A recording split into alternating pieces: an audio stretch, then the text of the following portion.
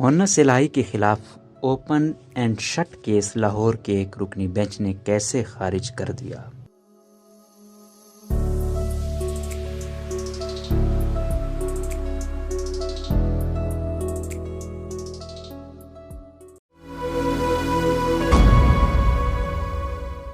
مونس الہی کے money laundering case میں خود مونس الہی کیسے لانڈر ہو کر صاف شفاف ہو گئے؟ لاہور ہائی کورٹ کے ایک رکنی بینچ نے اتنی جلدی فیصلہ کیسے سنا دیا؟ جسٹس اسجد جاوید گھرال کون ہیں؟ کیا گھرال خاندان کا تعلق گجرات سے ہے؟ کیا اس خاندان کا گجرات کے چودھری خاندان سے بہت قریبی تعلق ہے؟ ان سب باتوں پر کچھ چشم کشا انکشافات پاکستان کے ایک قابل ترین صحافی عمر چیمہ نے کر ڈالے ہیں۔ مونس الہی کی منی لانڈرنگ کیس کے حوالے سے ممتاز تحقیقاتی صحافی عمر چیمہ نے اپنے یوٹیوب پروگرام پاک شاک میں تفصیلی گفتگو کرتے ہوئے سوموار کو بتایا تھا کہ اس کیس میں کس طرح بینکنگ چینل سے حاصل ہوئے ثبوتوں کے ذریعے کیس درست ثابت ہوتا ہے۔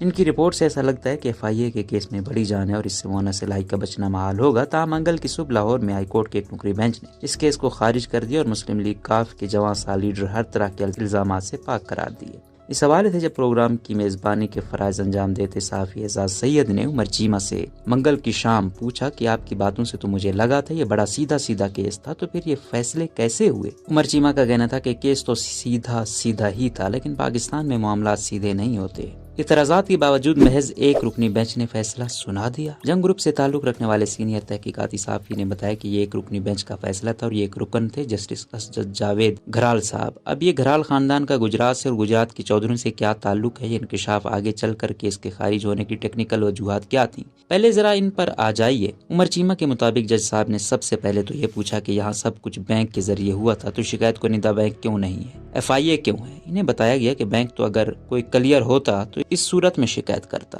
دوسرا سوال یہ آیا کہ اس تحقیق کا آغاز شوگر کمیشن سے ہوا تھا جس میں جہانگیر ترین کا بھی نام تھا۔ جج صاحب نے پوچھا کہ ترین صاحب کے خلاف کوئی چالان ہوا ہے یا نہیں؟ اب یوں تو یہ کیس ہونا چاہیے تھا، لیکن قانون کی نظر میں یہ کوئی جائز دلیل نہیں۔ یہ ایسے ہی ہے کہ آپ کوئی جرم کر دیں اور آپ کو پکڑا جائے تو آپ جواب دیں کہ یہاں تو 302 کے مجرم بھی پھر رہے ہیں، اس سے آپ کے کیس پر کوئی اثر نہیں پڑتا، آپ کا جرم اپنی جگہ موجود رہتا ہے۔ لیکن لگتا ایسا ہے کہ شاید جج صاحب کے نزدیک اس کیس کو سیاسی مقاصد کی خاطر اچھالا جا رہا تھا۔ تیسرا سوال تھا کہ اس میں قومی خزانے کو کوئی نقصان پہنچا؟ پہلی بات تو یہ ہے کہ اپنی پوزیشن کو استعمال کرتے ہوئے آپ کوئی ناجائز کام کریں تو قومی خزانے کا نقصان کیا ہوتا ہے، اسے واضح طور پر ثابت کرنا ایک پیچیدہ معاملہ ہوتا ہے، اور یہ سوال ویسے بھی اس وقت سامنے آتا ہے جب تحقیقات شروع ہو جاتی ہیں۔ دوسری اہم بات یہ ہے کہ منی لانڈرنگ کے کیس کے لیے ضروری نہیں ہے کہ سرکاری خزانے کا نقصان ہوا ہو، جبکہ یہاں کیس ہی منی لانڈرنگ کا ہوتا ہے۔ اس موقع پر وفاق کے وکیل نے بینچ کی تشکیل پر سوال بھی اٹھایا کہ ایک رکنی بینچ کیسے اس کیس کو سن سکتا ہے، اس پر تو ڈویژنل بینچ ہونا چاہیے، لیکن اس کی استدعا کو ایک رکنی بینچ نے مسترد کر دیا، یوں کیس خارج ہو گیا۔ تاہم اصل سوال تو اس سے ہٹ کر ہے۔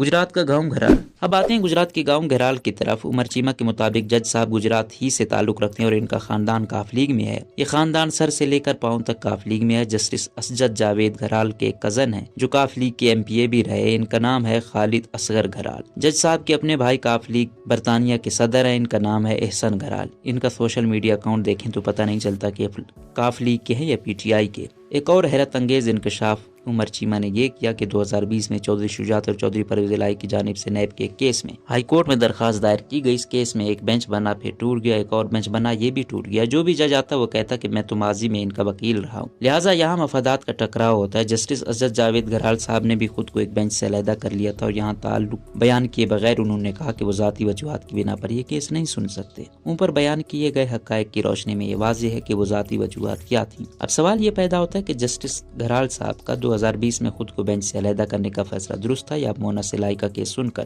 اسے خارج کر دینے کا؟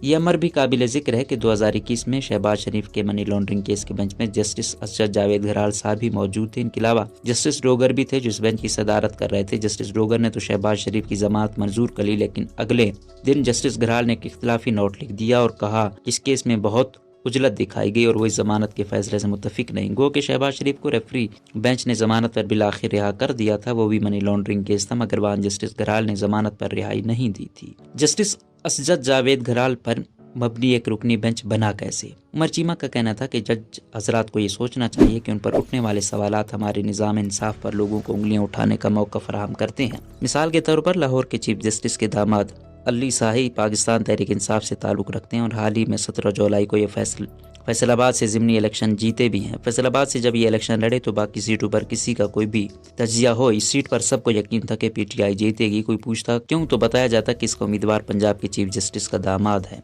एजाज सैयद ने इस मौके पर याद दहानी करवाई कि ज़िमनी इलेक्शन के दौरान खुद chief justice Lahore high court भी फैसलाबाद काफ़ी आते जाते रहे थे। उमर चीमा के मुताबिक अब अली साहिब पंजाब के एक ताकतवर वजीर हैं, इनके पास कम्युनिकेशन एंड वर्क्स की वजारत है। चंद रोज कबल उन्होंने जज साहिबान के का एक डिनर भी किया है और इसमें काफ़ी जज हजरात ने शिरकत की। सीनियर साफ़ी का कहना था कि इक़्तिदार का तकाजा है कि जजिस को ऐसी चीज़ों का ज़रूर ख्याल रखना चाहिए कि जिससे उन पर सवालात उठते हैं, क्योंकि आखिर किसी ने बेंच तश्कील भी तो दिया ना। ये इख्तियार तो चीफ जस्टिस का ही है। जस्टिस घराल का बेंच भी chief justice Lahore high court ने ही बनाया। एजाज सैयद के इस सवाल पर कि क्या हमारा बेंच तश्कील देने का मामला कंप्यूटराइज नहीं किया जा सकता, उमर चीमा ने बताया कि चंद बरस कबल एक्सेस टू जस्टिस प्रोग्राम के तहत ये मुद्दा उठाया गया था, लेकिन जब एक चीफ जस्टिस साहब से मुलाकात में इस प्रोग्राम के एक रुकन ने मशवरा दिया कि बेंच की तश्कील का निज़ाम कंप्यूटराइज कर लें, तो चीफ साहब ने जवाब दिया, हमें फिर चीफ जस्टिस बनने का क्या फ़ायदा जब हम बेंच भी नहीं बना सकते।